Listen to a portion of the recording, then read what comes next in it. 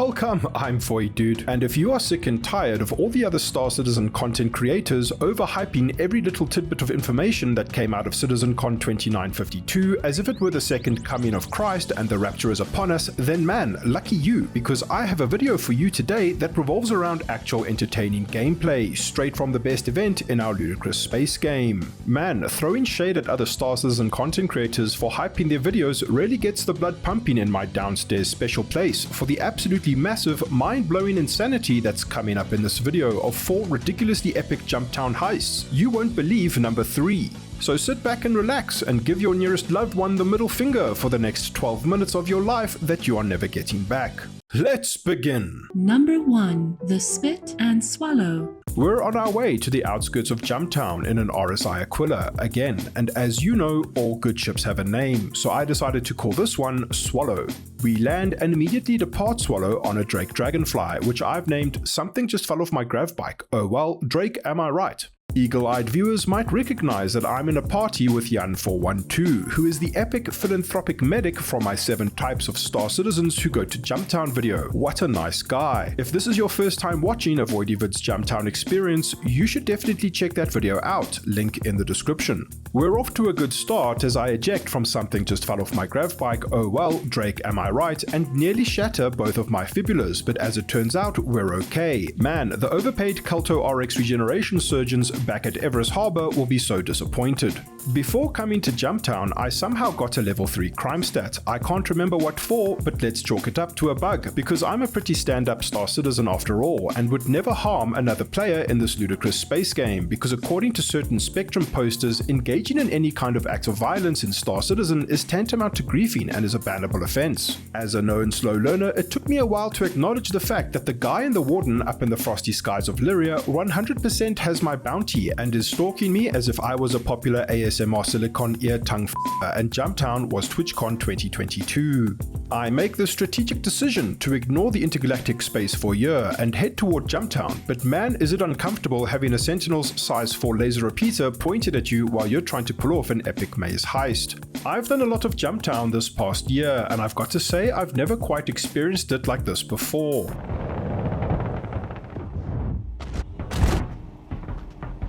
Let my box now, I'll kill you. As one of my commenters put it, it's like real world Detroit. I wouldn't know though because I've never been to the third world country known as America. I tried to spot a worthwhile ship to hijack and I noticed this ambitious Jumptown opportunist enter his Pisces and he's managed to secure a decent haul of maize for us. I extend my gratitude by giving him an intimate hug, but he ignores me and plays dead on the floor. If you're going to play dead, you really need to sell it with a good performance, so we use a clip of silenced .50 Cobra pistol rounds to help him achieve thespian greatness. As we take off, I notice someone else has boarded the ship and I enter full-blown panic mode.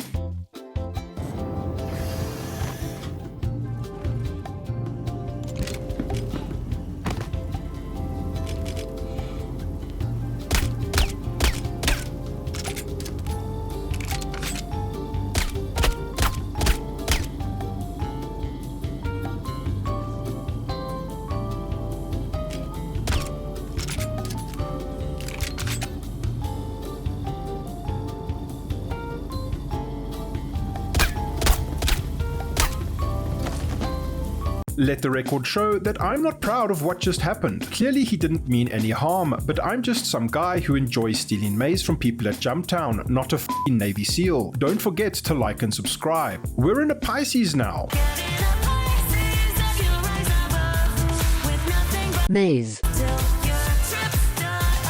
And as you know, all good ships have a name, so I decided to call this one Spit. We stop in the middle of space to assess the situation and make sure this gear won't go to waste. Just then, I get a message from a player named Big Juan, who was in fact the voyeuristic bounty hunter who had been stalking us at Jumptown earlier. I ask why he came onto this ship, but as it turns out, Big Juan is also in the business of seeking lucrative business opportunities at Jumptown. Unfortunately for Big Juan, as hot as it was that he stalked me all this way, I figured figure it's too risky to revive him. I wouldn't want to end up in his space basement as he demands I put the space lotion on my skin. We say goodbye and it's time to rendezvous with Swallow. It turns out that I'm a natural military grade orienteer and easily recalled the heading of Jumptown relative to where I arrived. I'm lying of course because as you know I'm a confirmed slow learner and I had to review my recording from when I landed to figure out what direction to head to from Jumptown to actually get spit back to Swallow, and by some miracle of Christ Roberts I've actually managed to find her. Not unlike a sketchy X-rated film director, Spit and Swallow come together and we're in for a good time and a bit of profit. I just need to open the side airlock of Swallow and I cannot believe after all the Jumptown YouTube videos I've made, this has finally worked.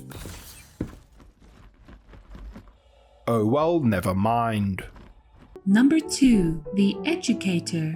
We're back at Jumptown on a misguided quest for large amounts of fake space profits, and much like the misguided youth these days, we don't want to work for it. I noticed the captain of this Mercury Star Runner was being incredibly neglectful by continuously leaving his ramp down every time he went inside to enjoy the conga line. I for one cannot let this stand, as any old sketchy wanker looking for a quick buck could come along and alleviate his cargo hold of all that hard-earned maize he has managed to accumulate. Something has to be done. It just so happens that I am old, I am sketchy, and I am a wanker, so it's only natural that we begin to transfer illicit product straight from Captain Neglecto's cargo hold into Swallow the Second's airlock. If you really think about it, I'm doing this Jumptown tourist a favor by providing a practical lesson on the dangers of leaving your ramp open at an isolated and dangerous drug lab on Calliope. I might not make as many guides on this channel as I used to, but now at least no one can say that the educational content stopped getting uploaded. Some citizens out there who have weak constitutions for what is objectively fun in a video game might use words to describe my actions such as theft. Some community care bears might go so far as to call it griefing, but you need to take note, no one is getting harmed in any way. This is just a friendly lesson on where and when you should or shouldn't trust random players in the verse, and Captain Neglecto will walk away from this experience as a wiser and more prepared citizen for the future.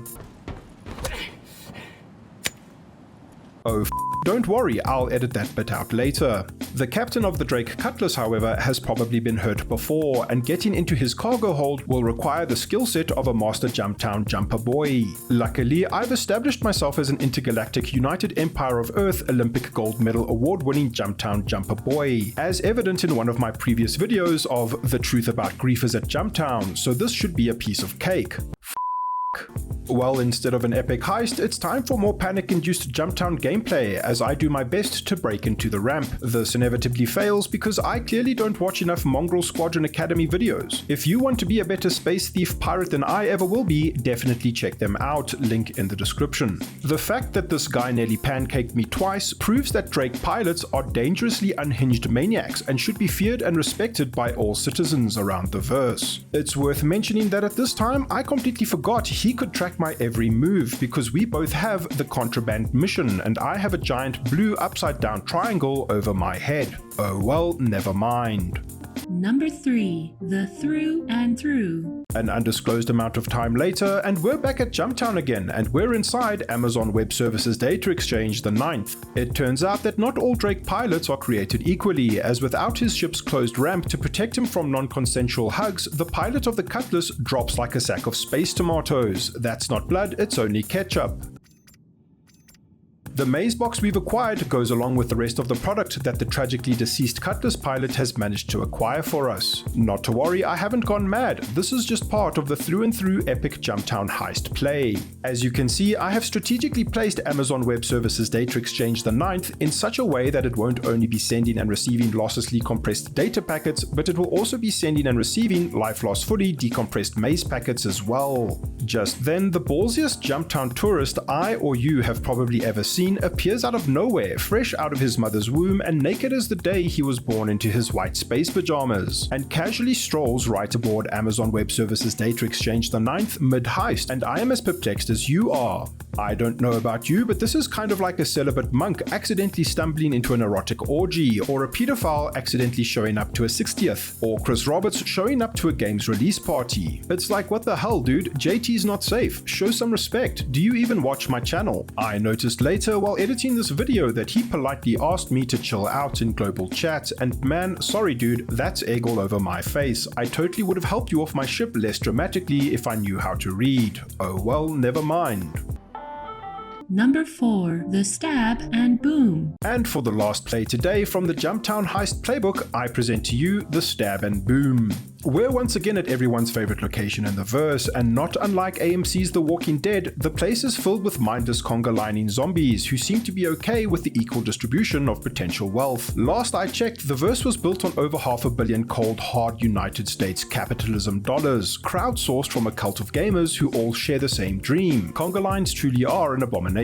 I figure that enough maize has been loaded into this redeemer and initiate part 1 of the stab part of the Stab and Boom. We're 1 for 2 so far. What an appropriate name for a heist. I'm shocked to discover that this part of the ship is not overflowing with the maze. What the hell have these guys been doing all this time while I've been working hard, doing absolutely nothing but blending in with the crates around Jumptown? There's no time to think about it though, because there's definitely someone still piloting this overpriced spaceship JPEG, and it's time to take him out. The pilot just lost his friend to a ruthless stabbing, and in a fit of emotionally charged rage begins to decimate the innocent Jumptown tourists below to release his misguided anguish. As it turns out, Aegis Dynamics makes a pretty solid cockpit and flight chair, and it's impossible for me to get a clean shot off on this emotional wreck of a person. There's no need to worry, as now it's time to implement the boom part of the Stab and Boom. We put our faith in Chris Roberts because we all know how grenades behave in our ludicrous space game, but this situation is tense enough that I feel it's the only logical course of action. Man, Aegis Dynamics would absolutely kill it in the epic gamer chair industry. If I could have an epic gamer chair that protected me from the grenades my wife throws at me when she's trying to get my attention but I'm too busy playing Star Citizen, I would definitely let them sponsor my videos. Unfortunately, Aegis Dynamics is not a real-world company, and also the pilot's flight or fight response kicks in and the flight part wins over in his brain as he rams the Redeemer into the nearest mountainside. I guess the Stab and Boom is a pretty shit Jumptown heist play. Oh well, never mind.